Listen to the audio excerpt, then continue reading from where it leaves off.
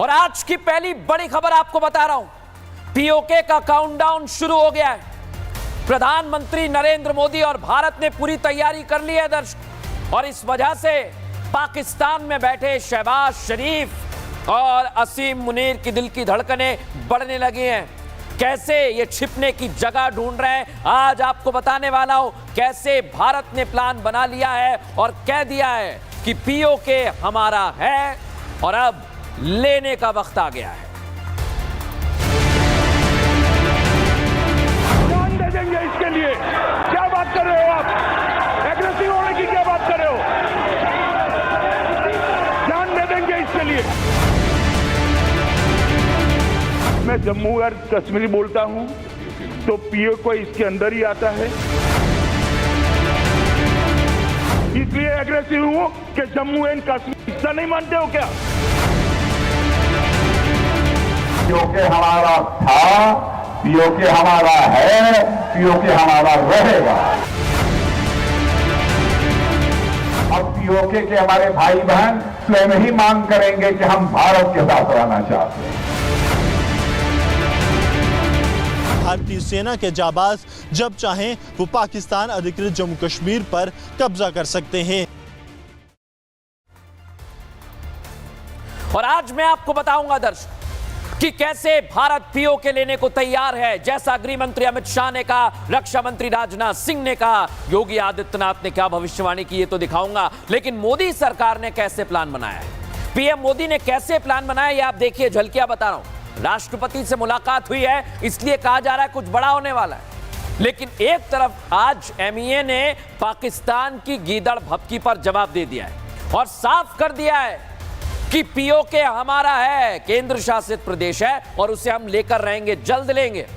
और इस वजह से पाकिस्तान में हड़कंप मचा हुआ है दर्शकों। क्यों कह रहा हूं मैं? शहबाज शरीफ जो लगातार चीन के सामने कटोरा लेकर पहुंच जाते हैं, उनके दिल की धड़कनें बढ़ गई हैं। और शहबाज शरीफ के आसपास ये जो आपको तमाम लोग दिखाई दे रहे हैं, इनमें से एक है असीम मुनीर, जिसको पाकिस्तान की कंगाली दिखाई नहीं देती है। वो तो बड़ी बड़ी बातें करता है, भारत के खिलाफ जहर उगलता है। लेकिन आज भारत ने बता दिया कि जो आतंकी पालता है पाकिस्तान, जो आतंकिस्तान है, अब उसकी उल्टी गिनती शुरू हो गई है। जो कश्मीर का राग अलापता रहता है, अब उसका खेल खत्म होने वाला है।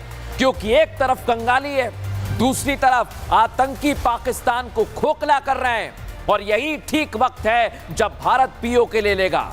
और पाकिस्तान जो बार बार बड़े बड़े दावे करता है, सर्जिकल स्ट्राइक याद है ना आपको, कैसे घर में घुसकर मारा था, इस बार भी वही असर होगा पाकिस्तान का। क्योंकि मोदी सरकार ने पूरी तैयारी कर ली है। यह एमईए ने कहा है दर्शक, एमईए ने कह दिया है कि जो आतंकिस्तान है, जो बार बार भारत में घुसपैठ करता है, घाटी में शांति को उसको पसंद नहीं आती है, वो अशांति फैलाने की कोशिश करता है, घुसपैठ की कोशिश करता है, उसका किला ढह गया है। और अब पीओके लेने का वक्त आ गया है दर्शकों। आज आपको दो चीज बता रहा हूं मैं, दो चीज बता रहा हूं मैं। पीओके की तारीख भारत कब लेगा, ये आ गई है ऐसा लगता है। क्योंकि जो वादा प्रधानमंत्री नरेंद्र मोदी ने किया था, वो सारे वादे पूरे हो गए। क्या 2029 से पहले पीओके भारत में आ जाएगा? ये सवाल आज पूछ रहा हूं दर्शकों। और ये सवाल क्यों खड़ा हो रहा है, इसकी दो तस्वीर आज आपको दिखाने वाला हूं। बहुत बड़ी तस्वीर है दर्शकों, आप इसे समझिए। एक तरफ देखिए आप, प्रधानमंत्री नरेंद्र मोदी हैं, मुलाकात हुई 15 मार्च 2025 को राष्ट्रपति से। देखिए आप, मुलाकात हुई, कहा जाने लगा क्या बड़ा है, क्या बड़ा होने वाला है। दूसरी तरफ आप देखिए, विदेश मंत्रालय ने पाकिस्तान और पाकिस्तान की शहबाज सरकार को आखिरी अल्टीमेटम दे दिया है। अल्टीमेटम पकिस्तान के कब्जाए हुए, पाकिस्तान ऑक्यूपाइड कश्मीर को खाली करने का। और बयान के बाद लग रहा है दर्शकों कि जल्द अब पीओके भारत का हिस्सा बनने वाला है, जिस पर पाकिस्तान से जो अवैध तरीके से कब्जा जमाया गया है, वो छीन लेंगे। इसलिए कह रहा हूं छीन लेंगे दर्शकों, क्योंकि हमारा ही है, पाकिस्तान ने कब्जा किया है। लेकिन कैसे कार्रवाई की जाएगी, देखिए जरा। How can anything foreign be in there in a jugular vein?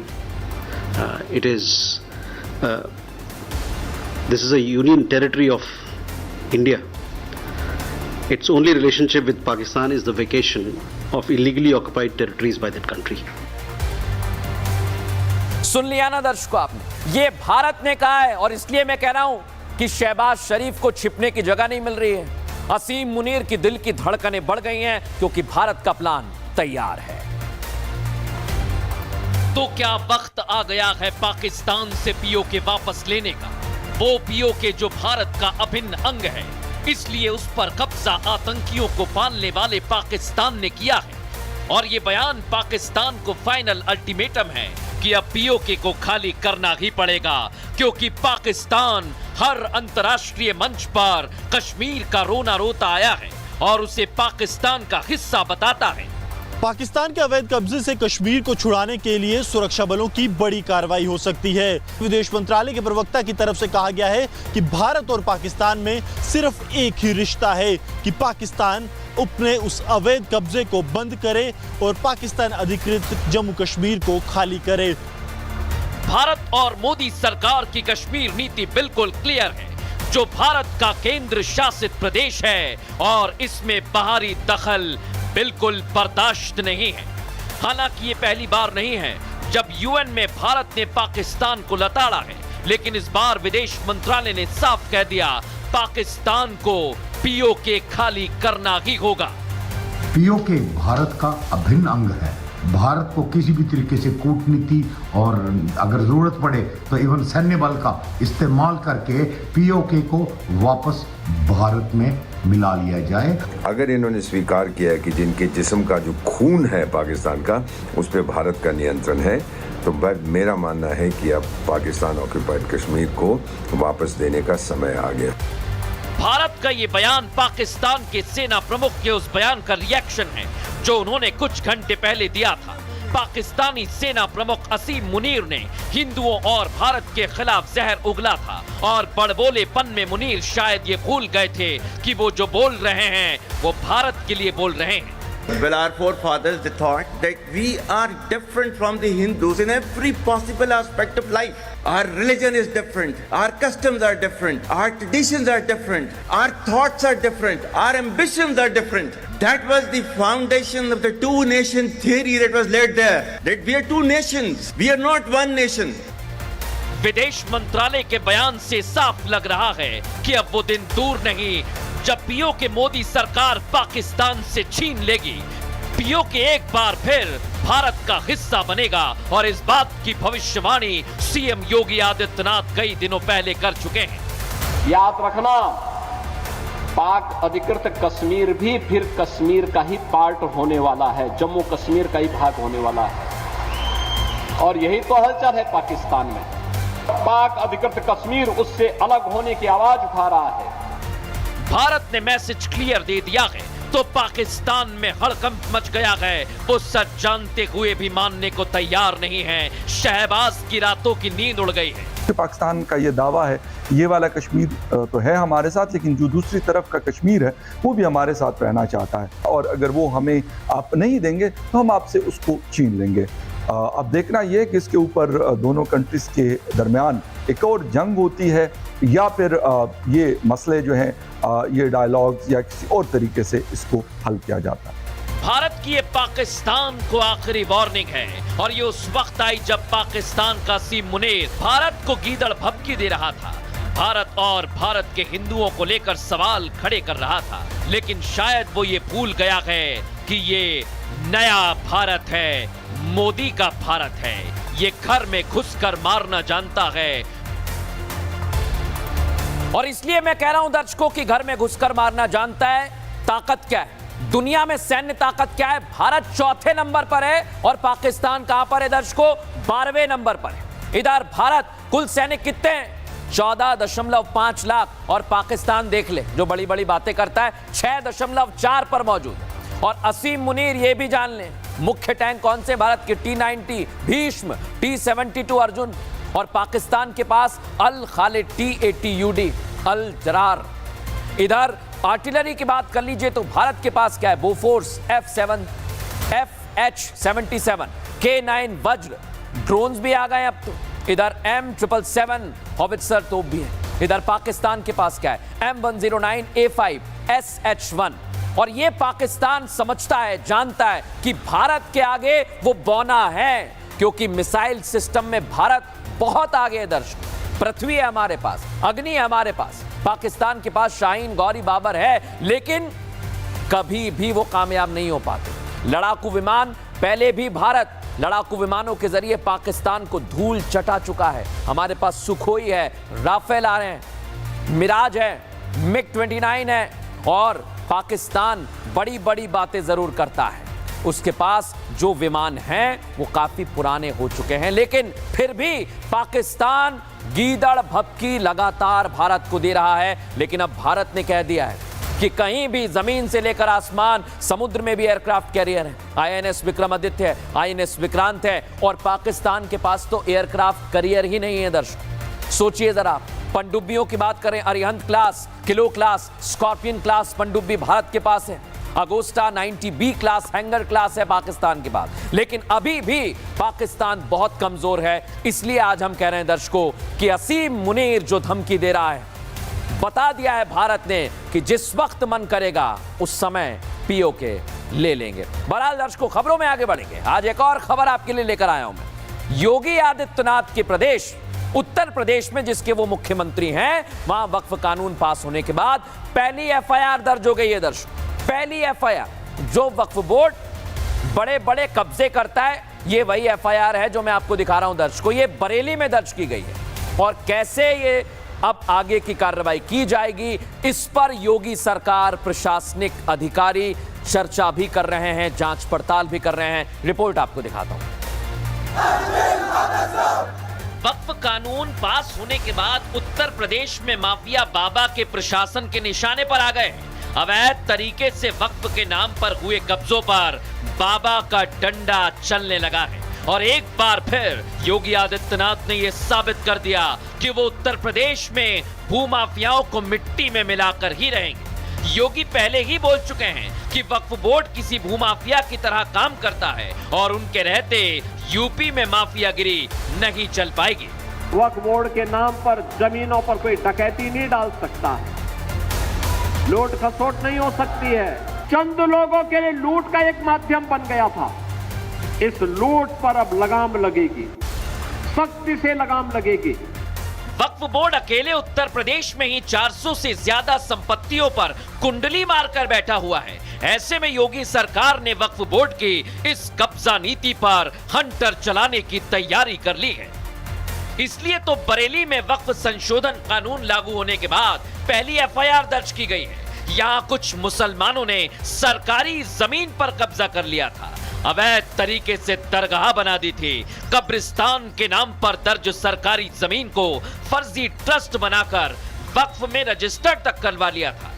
थाना सीवीगंज अंतर्गत एक FIR दर्ज की गई है, जिसमें एक व्यक्ति सब्जे अली पुत्र महमूद अली द्वारा कब्रिस्तान की भूमि, जो कि सरकारी जमीन के रूप में राजस्व अभिलेखों में दर्ज है, इसको कूटरचित डॉक्यूमेंट्स तैयार कर जमीन पर अवैध कब्जा किया गया। अपने परिवारजनों को ट्रस्ट का सदस्य बनाकर स्वयं प्रबंधन समिति का यह अध्यक्ष बन गया। योगी की पुलिस के मुताबिक सरकार की 3 बीघा जमीन पर कब्जा किया गया था। गांव के ही सब्जे अली ने सरकारी जमीन पर कब्जा कर कब्रिस्तान बनाया। इस जमीन को सब्जे अली ने सैयद हामिद हसन नाम के एक फकीर को पेश किया था। हामिद हसन की मौत के बाद उनकी पक्की मजार बना ली गई। वहां झाड़ फूक का काम शुरू कर दिया, जिससे वहां लोगों से रुपए वसूले जाने लगे। इतना ही नहीं, आरोपी सब्जे अली ने सैयद हामिद हसन दरगाह चैरिटेबल ट्रस्ट के नाम से 24 नवंबर 2020 को वक्फ बोर्ड में रजिस्ट्रेशन करवा लिया। पुत्तन शाह ने जब इसका विरोध किया तो उनकी पिटाई तक कर दी गई। पुत्तन शाह की शिकायत पर पूरे मामले की जांच हुई तो राजस्व रिकॉर्ड में जमीन सरकारी निकली। संपूर्ण प्रकरण में वादी पुत्तन शाह पुत्र जुल्फिकार शाह की तहरीर पर अभियुक्त सब्जे अली व 10 अन्य अभियुक्तों के विरुद्ध FIR दर्ज की गई है। वक्फ के अवैध कब्जे पर योगी प्रशासन का एक्शन शुरू हो गया है और ये कार्रवाई ऐसे वक्त में हो रही है जब मुस्लिम संगठनों और विपक्षी दलों ने वक्फ कानून के खिलाफ न केवल उत्तर प्रदेश में बल्कि देश भर में आंदोलन छेड़ा हुआ है। बंगाल जल रहा है। योगी के इसी तरह के जबरदस्त स्ट्राइक के कारण उन्हें बंगाल भेजने की मांग बार बार होने लगी है। और दर्शकों, बाबा के राज में वक्फ की कब्जाधारी नीति के खिलाफ यह कार्रवाई किसी एक दो जगह नहीं हो रही, बल्कि बरेली से करीब 450 किलोमीटर दूर कौशाम्बी में भी वक्फ की संपत्ति पर कार्रवाई की गई है। इसे योगी का भू माफिया यानी वक्फ बोर्ड पर महा स्ट्राइक कहा जा सकता है। वक्फ के कब्जे के अंत की शुरुआत बाबा के राज में होने लगी है। उत्तर प्रदेश में योगी का बुलडोजर चलने लगा है। एक तरफ नए वक्फ कानून पर देश भर में राजनीतिक घमासान मचा हुआ है, दूसरी तरफ योगी आदित्यनाथ ने भूमाफिया बोर्ड के खिलाफ बड़ी कार्रवाई शुरू कर दी है। कड़ाधाम इलाके में मौजूद करीब 93 बीघा वक्फ बोर्ड की संपत्ति को प्रशासन ने कब्जा मुक्त कराते हुए सरकारी खाते में दर्ज कराया है। कौशाम्बी में कुल 98.95 हेक्टेयर भूमि वक्फ बोर्ड के नाम पर दर्ज है। इसमें अब तक 93 बीघा वक्फ संपत्ति को कब्जा मुक्त करा लिया गया है। जांच में पाया गया कि वक्फ बोर्ड के नाम से पहले ये जमीन ग्राम समाज के खाते में दर्ज थी। कुल मिला के हमारे जो लैंड डिटेल्स है 398 है कुल संख्यात्मक में, और एरिया है 98.95 हेक्टेयर। उसके क्रम में अराउंड 93 बीघा ज़मीन हमने कब्जा मुक्त करवाया। जांच में यह भी खुलासा हुआ कि जहां जहां वक्फ ने अपना कब्जा ठोका है, वहां ज्यादातर वक्फ संपत्ति पर कब्रिस्तान और मदरसे बने हुए हैं, जिनके खिलाफ आगे भी कब्जा मुक्त की बड़ी कार्रवाई की जा सकती है। इसमें सारे हमारे ग्राम समाज की खतौनी में हम लोग चेक करवा रहे हैं कि कितने में कब्रिस्तान है, कितने में मदरसा है, कितने में कौन से ऐसे लैंड दर्ज हुआ है। पूरा जांच हो रहा है, तहसील स्तर से भी हो रहा है, और उसके रिपोर्ट आने के बाद जो हमारे गवर्नमेंट लैंड रहेगा उसको गवर्नमेंट लैंड में फिर हम खतौनी में दर्ज करवाएंगे। वक्फ संशोधन कानून पास होने के बाद योगी आदित्यनाथ ने सभी जिलाधिकारियों को वक्फ संपत्ति के जांच के निर्देश दिए हैं। इससे पहले भी आज से ठीक 2 महीने पहले योगी फोर्स ने सरकारी जमीन पर बने अवैध मदरसे को जमींदोज कर दिया था। इस जमीन पर वक्फ बोर्ड का दावा था, लेकिन अब नए कानून के बाद वक्फ बोर्ड की ऐसी संपत्तियों पर बाबा का पीला पंजा चलने लगा है, जो आगे रुकने वाला नहीं है, बल्कि जोर शोर से गरजने वाला है। और दर्शकों, इधर वक्फ का हिसाब करने की तैयारी कर ली गई है। योगी आदित्यनाथ उधर कार्रवाई कर रहे हैं, इधर केंद्र को आज सुप्रीम कोर्ट में जब सुनवाई हुई तो जवाब देने के लिए 7 दिन का समय दिया गया है। दर्शकों, 5 मई को क्या होगा ये मैं आपको बता रहा हूं। सरकार के जवाब तक यथास्थिति बनी रहेगी, कुछ नहीं होगा। जवाब तक वक्फ संपत्ति की स्थिति नहीं बदलेगी। इधर वक्फ बाय यूजर में कोई बदलाव नहीं होगा। अगले आदेश तक नई नियुक्ति पर रोक रहेगी और वक्फ ट्रस्ट में कोई नियुक्ति नहीं होगी, ये कोर्ट ने कहा है। वक्फ कानून पर फिलहाल कोई स्टे भी नहीं है, ये जान लीजिए आप।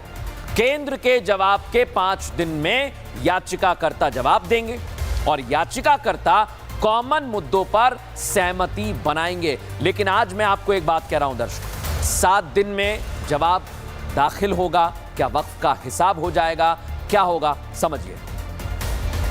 वक्फ कानून के खिलाफ लगातार दूसरे दिन सुप्रीम कोर्ट में सुनवाई हुई। सुनवाई के आधे घंटे के अंदर ही सरकार की मोहलत वाली मांग पर कोर्ट ने 7 दिन का वक्त केंद्र सरकार को दे दिया। वक्त देने के साथ ही कोर्ट ने साफ कह दिया कि सरकार के जवाब तक यथास्थिति बनी रहेगी, यानी कि ना कोई नई नियुक्ति होगी, ना ही वक्फ संपत्ति की स्थिति बदलेगी। जो रेस्पोंडेंट्स के तरफ से जो जितने भी एप्लीकेंट्स थे यानी कि इंटरवेनर थे, उसको ऑन रिकॉर्ड ले लिया गया है और साथ ही साथ यूनियन ऑफ इंडिया को अपना रिस्पॉन्स फाइल करने का समय दिया गया है। तो अब जो 5 मई से उस पूरे मामले की अंतिम सुनवाई होगी, तो जो हम लोगों का एप्लीकेशन से हमें भी उस सुनवाई में अपना पक्ष रखने का मौका दिया जाए।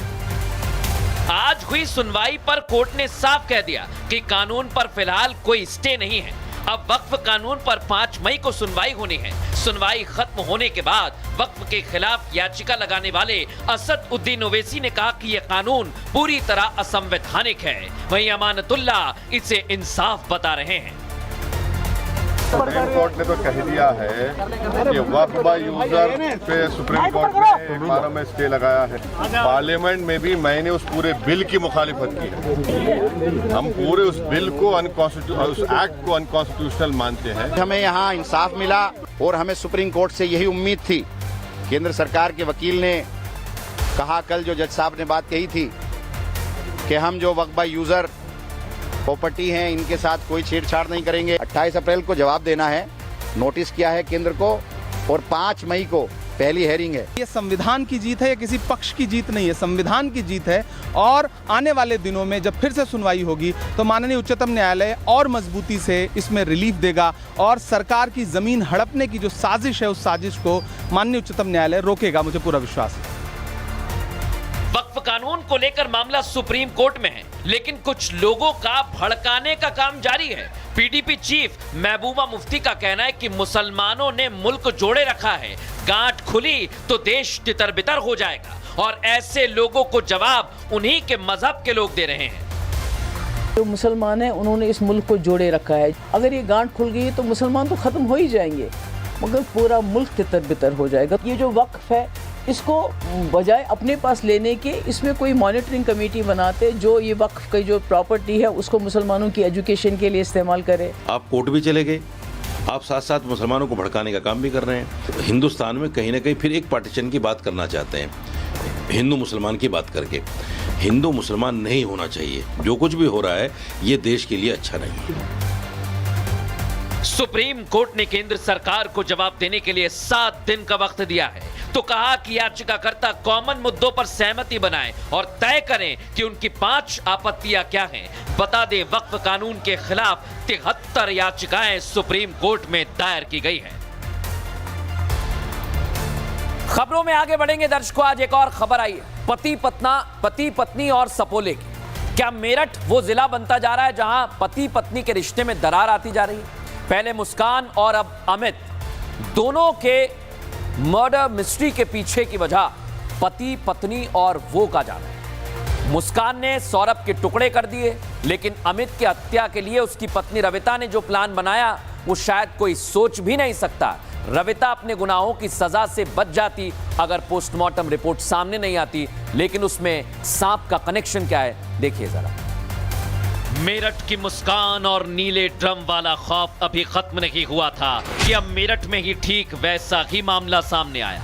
इस कहानी में भी 3 किरदार हैं। मर्डर में प्रेम प्रसंग वाला एंगल है, मर्डर पति का ही हुआ है, बस बदला है तो किरदार और नाम। मेरठ में सौरभ मर्डर के पीछे मुस्कान और प्रेमी साहिल था। इधर अमित मर्डर केस में पत्नी रविता और प्रेमी अमरदीप है। कुछ दिन पहले मेरठ से खबर आई थी कि अमित नाम के एक शख्स को सांप ने काट लिया, वो भी 1-2 बार नहीं बल्कि 10 बार। अमित की बॉडी के पास जहरीले सांप का बैठा हुआ वीडियो भी सामने आया था और सब मानकर बैठ गए थे कि अमित की मौत सांप काटने से ही हुई है, लेकिन सच्चाई कुछ और थी, क्योंकि इस केस में वो वाला किरदार शामिल था। पुलिस ने जांच शुरू की, पोस्टमार्टम रिपोर्ट आई तो वो सच सामने आ गया जो 2 लोगों ने छिपा कर रखा था। पहला अमित की पत्नी रविता और दूसरा रविता का प्रेमी अमरदीप। रिपोर्ट में खुलासा हुआ कि मौत सांप काटने से नहीं बल्कि गला दबाने से हुई है। बस फिर क्या था, पुलिस ने पूछताछ की तो दोनों तोते की तरह सच बोलने लगे। गलत दबा मैंने और इन्होंने दोनों ने अमरदीप गलत उसने दबाया, मैंने हाथ पकड़े मुंह पकड़ा। रात को रविता की बोल गई ये सो रहा है आ जाओ, तो उसका गला वगैरह दबाया, सोया है। जब वो गला दबा दिया तो फिर जैसे उसकी हत्या हो गई। गला तो दोनों जी तो रविता और अमित की 8 साल पहले शादी हुई थी, लेकिन रविता का अमरदीप से प्रेम प्रसंग चल रहा था और यही बात अमित को पता चली, जिसके बाद दोनों में झगड़ा होने लगा। फिर रविता के साथ अमरदीप ने अमित को रास्ते से हटाने के लिए सांप वाली जहरीली साजिश रची। चारपाई उसी ढंग से बिछी हुई है जहां पर जो शव है वो अमित का था, वहीं पर सांप भी मिला और ये अमित का कमरा बताया जा रहा है। और ये कहा जा रहा है कि रविता उसकी पत्नी ने अपने प्रेमी के साथ मिलकर के यहीं पर इस वारदात को अंजाम दिया है। इसी कमरे में जो इंतहा है वो पार की गई है। आरोपियों ने साजिश इस तरह रची कि किसी को कानो कान खबर नहीं हुई और जब पड़ोसियों ने अमित के शव को देखा तो उन्हें भी लगा कि अमित की मौत सांप काटने से हुई है। यानी कि बेवफा पत्नी का जैसा प्लान था ठीक वैसा ही हुआ। हमने भी ऐसा ही देखा, जैसे कि उसे जो गला दबाया हो, नाखून के निशान हैं। अच्छा, फिर हमें इतना अंदेशा नहीं था कि उसे जो गला दबा दिया हो या नाखून के निशान है। हमने यही सोचा कि इसे सांप ने काट रखा है। अब जब अपने ही पति को मौत के घाट उतारने वाली रविता और उसके प्रेमी की करतूत सामने आई तो अमित के परिवार वाले न्याय की गुहार लगा रहे हैं। उनका कहना है कि उन्हें पहले से ही कुछ गलत होने का अंदेशा था, क्योंकि अमरदीप का घर आना जाना था और कई बार अमित को अमरदीप ने धमकाया भी था। आपको पहले ही अंदेशा था कि ऐसा कुछ होगा? हाँ, दोनों भाइयों ने यहाँ लाकर पूरा मारा था।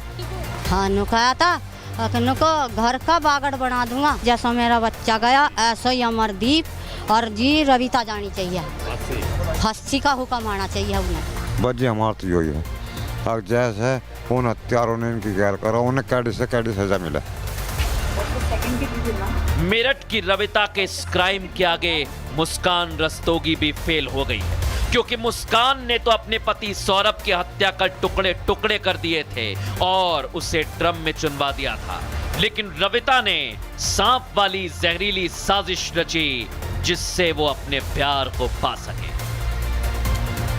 लेकिन दर्शकों, खुलासा हुआ पोस्टमार्टम रिपोर्ट से। रिपोर्ट में खुलासा हुआ कि अमित की मौत सांप के काटने से नहीं हुई।